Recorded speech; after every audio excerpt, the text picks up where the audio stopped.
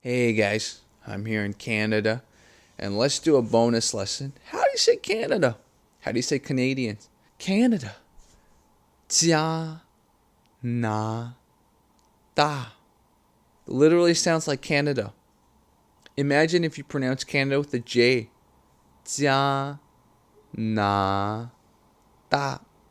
A general rule of thumb, to say the people from any country, you just add the word 人, aka person or people, behind the country.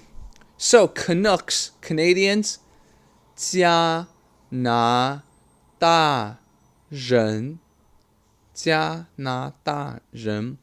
I'm in Vancouver, which is 温哥华.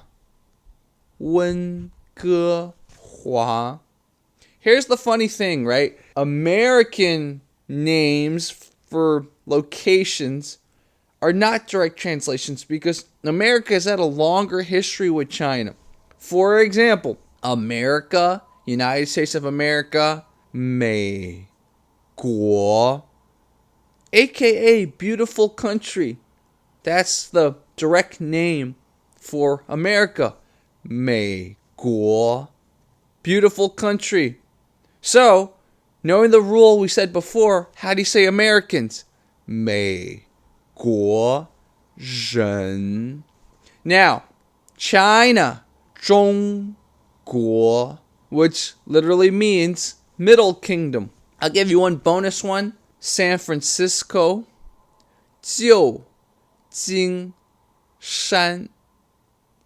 旧金山, which is not San Francisco. It means Old Golden Mountain. For those of you who don't know the history behind that, dark history, man. Chinese people came and basically worked like slaves to build our railroad system all over America, especially in California. Okay, guys. Wow, that ended kind of dark. Jerry teaches Chinese. I'll make more videos here in Vancouver. 再见。